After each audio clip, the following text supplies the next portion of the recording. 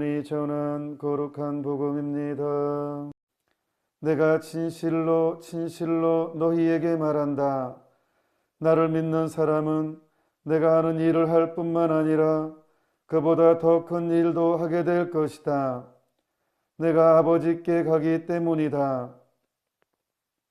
너희가 내 이름으로 청하는 것은 무엇이든지 내가 다 이루어 주겠다. 그리하여 아버지께서 아들을 통하여 영광스럽게 되시도록 하겠다.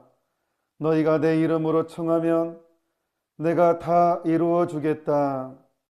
오늘 너무너무 위로가 되는 말을 들었어요. 진짜 최고의 위로가 되는 말. 그런데 또 이것 때문에 스트레스를 받을 수도 있어요. 나는 왜 이게 안 느껴질까? 이게 이제 문제입니다. 자, 너희가 내 이름으로 청하면 내가 다 이루어 주겠다. 내가 다. 너무 위로가 되는 말인데 왜 나하고는 별로 상관이 없는 것 같냐 이게. 뭐 내가 생각했을 때는 내가 뭐 안 이루어진 것도 같고. 진짜 너무 큰데 너무 큰 약속인데 실감을 못 느끼는 나. 그래서 별로 나하고는 상관없는 얘기처럼 들립니다. 감동은 받지만 나하고는 상관이 없게 느껴지는 그런 것으로. 그래서 너희가 내 이름으로 청하면 내가 다 이루어 주겠다라고 했는데 그럼에도 불구하고 나는 왜 실감이 안 나냐. 자, 전쟁 무기가 이제 정말 많은데 전쟁 무기 중에서 크기나 뭐 그거에 비해서 가장 비싼 게 있습니다. 한 대당 막 몇천억, 싸게 해서 몇천억. 그게 이제 스텔스기라고. 스텔스기가 어마어마하게 비쌉니다. 왜 이 비행기가 비싸냐면요. 다른 거하고 탁월하게 다른 점, 레이더망에 안 걸려요. 레이더에 안 걸리기 때문에 각 나라에서는 이게 공포의 대상이에요. 그냥 눈으로 봤을 때 보이는, 그러면 이미 끝나는 거예요. 이미 레이더에 걸리면 미리 딱 준비해서 그래서 미사일을 쏴서 이렇게 격추시키기도 하고 패트리어트 이렇게 대책을 세울 수가 있어. 벙커에 숨든가 미리 알면. 그런데 이 레이더에 안 잡히니까 이 스텔스는 그냥 바로 그냥 눈 뜨고 당하는 거예요. 그러니까 이제 이것을 또 레이더에 안 잡히는 이유를 분석해서 잡는 것이 또 혈안이 돼 있죠. 어떻게 잡냐. 이게 이제 전쟁, 보기 전엔 전쟁인데 지금. 근데 영적인 것에도 스텔스기가 있어요. 이건 안 좋은 쪽으로. 그게 뭐냐 하면 교만이에요, 교만. 교만은 레이더망에 안 걸려요. 남들은 다 저 사람이 교만한 게 느껴져. 근데 본인만 못 느껴요. 이래서 교만이 무섭습니다. 전쟁으로는 스텔스기가 가장 무섭고 영적으로는 교만이 제일 무섭습니다. 레이더에 안 걸린다. 양심 성찰을 해도 안 걸려요. 왜 안 걸리냐 그러면 교만이라는 죄는 나를 만족시키고 나를 높이는 죄이기 때문에 이 걸릴 수가 없어요. 그래서 다른 사람들은 다 저게 교만하게 느껴져. 근데 본인만 몰라. 신기합니다. 우리가 봤을 때 왜 안 보이지? 근데 본인은 몰라요. 그래서 진짜로 이 교만은 이 멸망의 죄예요. 회개가 불가능하게 만들어버려요. 왜? 못 느끼니까. 못 느끼니까 양심의 가책이 없어요. 죄의식이 없어요. 그래서 시기심이 그래서 무서운 거예요. 시기심은요, 교만에서 나오거든요. 뿌리가 교만이에요. 시기심은. 시기심에서 남을 모함해도 양심의 가책을 못 느껴요. 희한하죠. 누구를 모함하면 시기심에서 나오는 모함은 가책을 못 느낍니다. 그래서 무섭습니다. 사돈이 논을 사면 배가 아파요. 기뻐해야 되잖아요. 근데 배가 아파요. 그게 교만에서 나옵니다. 그래서 이 교만에 빠지면 어떻게 진짜 방법이 없어요. 그래서 안 바뀝니다. 그러니까 교만한 사람의 기도는, 물론 교만한 사람도 성당에 열심히 나와요. 30년, 40년 신앙생활 해요. 근데 이 교만한 사람의 기도는 들어줄 수가 없어요. 왜냐하면 자기 이속을 챙기거든요. 겉으로는 하느님 사랑합니다, 예수님 내 모든 걸 내놓을 것 같지만 사실은 그거를 계속 분석하다 보면 결국은 자기가 안에 있어요.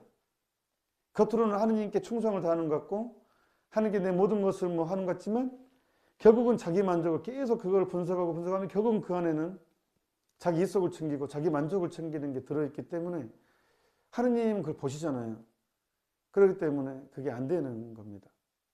그래서 오늘 너희가 내 이름으로 청하는 것은 다 이루어질 것이다 하기 위해서는 먼저 내 상태가 어떤 상태인지가 정말 중요합니다. 결국은 내 입속을 챙기는 것이냐.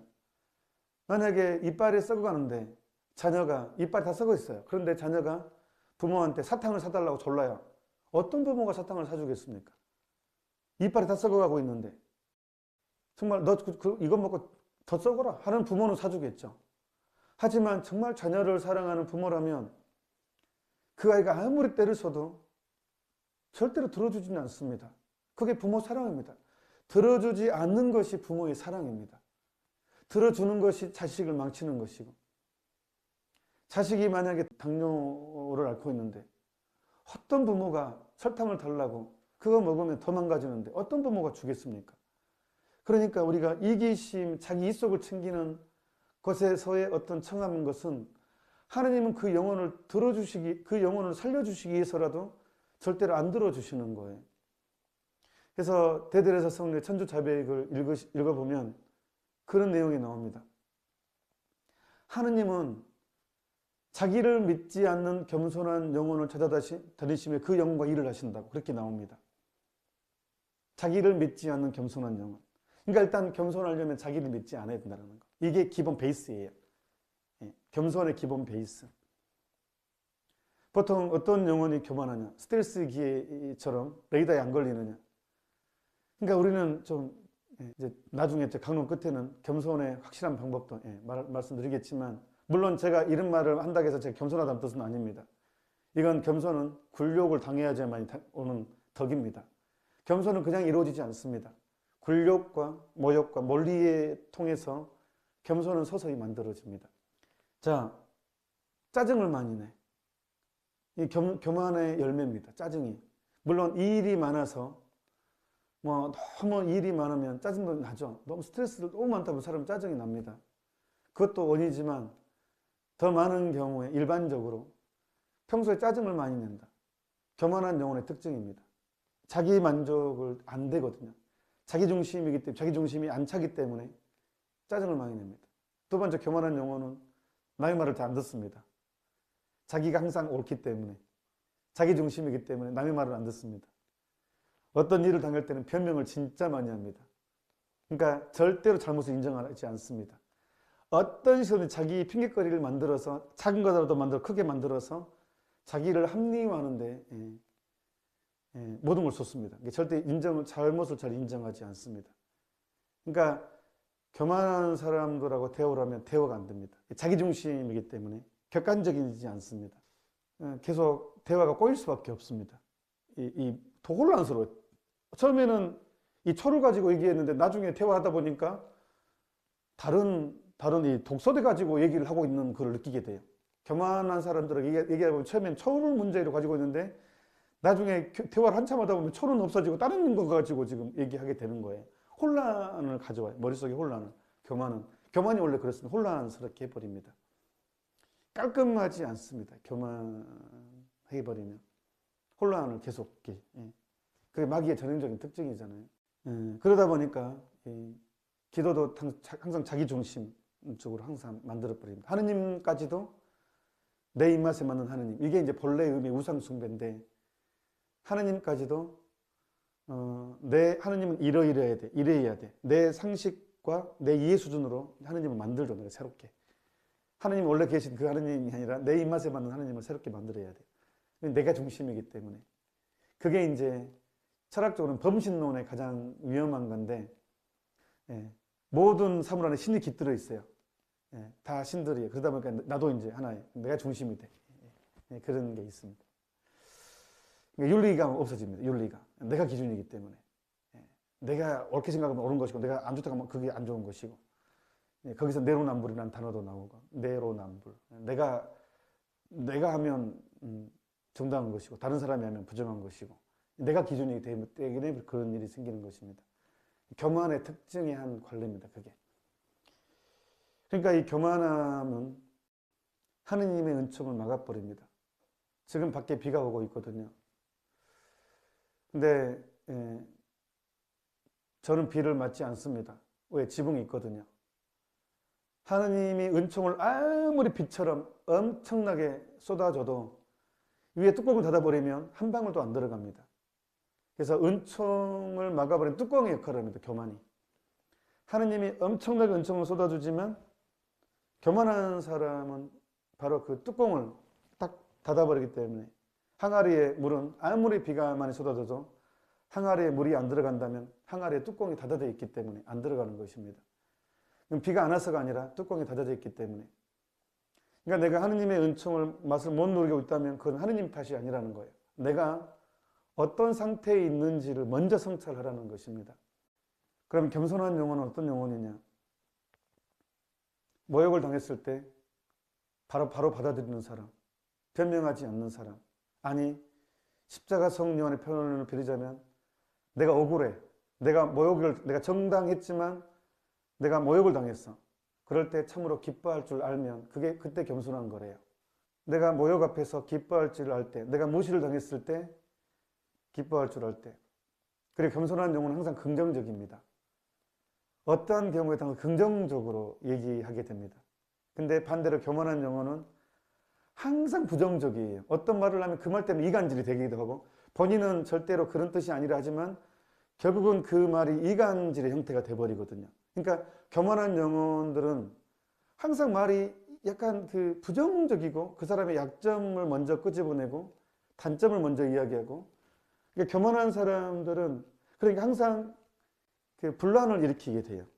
항상 약점을 먼저 끄집어내고 도와준다는 이름으로, 이해한다는 이름으로 끄집어내서 이렇게 터뜨리기 때문에, 은근히 말을 하기 때문에 교만은 분란의 씨앗이 되고, 겸손한 사람은 항상 긍정적인 것, 그 사람을 보고 먼저 장점을 먼저 끄집어냅니다. 약점은 그냥 놔두고 하나님께 맡기고, 아, 이 사람은 이게 참 좋아, 이 사람 이 부분이 참 좋아라고 긍정을 먼저 끄집어내거든요. 그러니까 항상 화합을 이루는 게 되고, 겸손한 사람이 있는 공동체는 화합이고, 교만한 사람이 많을수록 그 공동체는 분란이 많을 수밖에 없어요. 항상 부정적이고 부정적인 걸 끄집어내기 때문에. 그러니까 나를 한번 진짜 냉정하게 돌이켜봐야 돼요. 이 양심 성찰이 얼마나 중요한지 몰라요. 영성생활의 시작은 자기 부정이에요. 나를 죽여야지만이 하느님이 산다니까요, 내 안에서.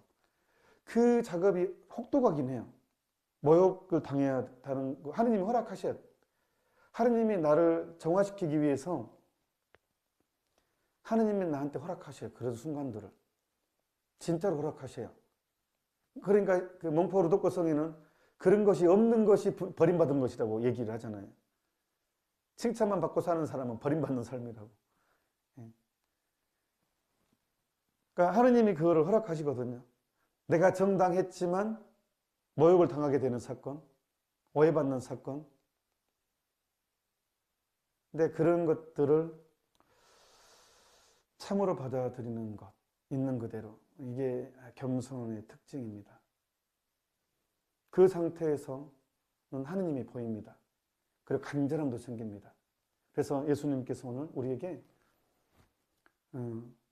너희가 내 이름으로 구하는 것은 무엇이든지 다 들어주겠다. 하느님은 겸손한 영혼을 찾아다니시고 그 영혼과 일을 하십니다.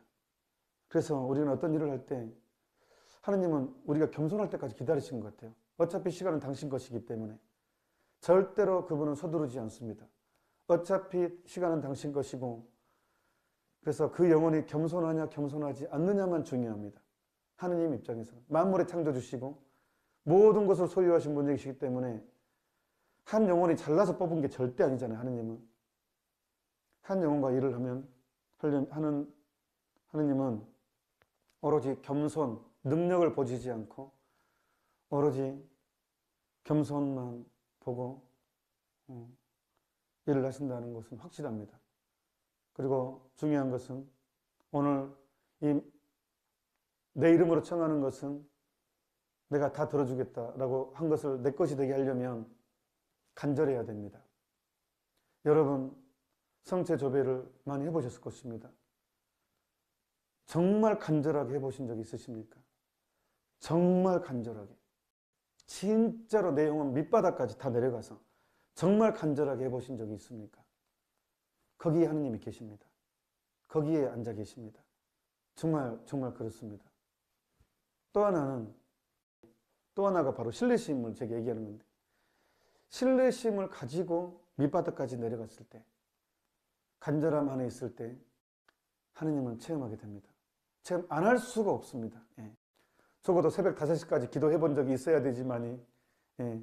그 영혼구원을 위해서 우리가 몇 시간 했다고 아이고 힘들어 하지 말자는 거예요. 예.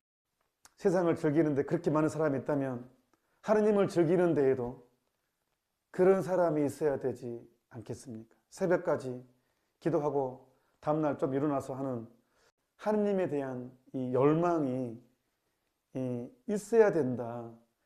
그 정도는 해놓고 나서 왜 나한테는 응답 안 하십니까? 라고 반항해도 해야 되지 않겠습니까? 그 정도는, 이 정도는 하고 나서.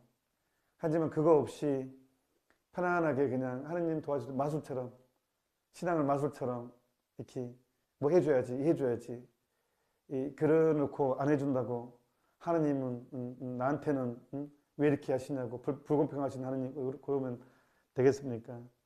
결국은 내 이기심의 욕망을 만족하지 못한 거에 대한 불만이죠. 우리 미사의 은혜를 통해서 정말 한 가지만 추구합시다. 겸손. 제발 내 입에서 부정적인 얘기, 분열을 일으키는 말, 화에 씨앗이 되는 말이 안 나가도록. 나는 왜 사람들이 나한테 이러는가? 사람들만 탓하지 말고 진짜 미사또리가 내 탓이야 하니까 그냥 이제 그만 다른 사람 탓하지 말고 왜 사람들은 나한테 이렇게 하고 나는 이렇게 안 하는데 그렇게만 이제까지 하지 말고 이제 지금부터는 내가 원인이라는 것에 대한 확실한 거 한다면 가장 무서운 그 스텔스, 그 교만에서 레이더에 걸리지 않는 그 무서운 우리를 죽음에 이르게 하는 죄거든요. 이 교만은 한순간에 막이 되게 하는 거잖아요. 죽음에 이르게 하는 병인데 이 병의 치유가 될 것입니다. 부디 내가 누구인지 압시다. 잠시 묵상합시다.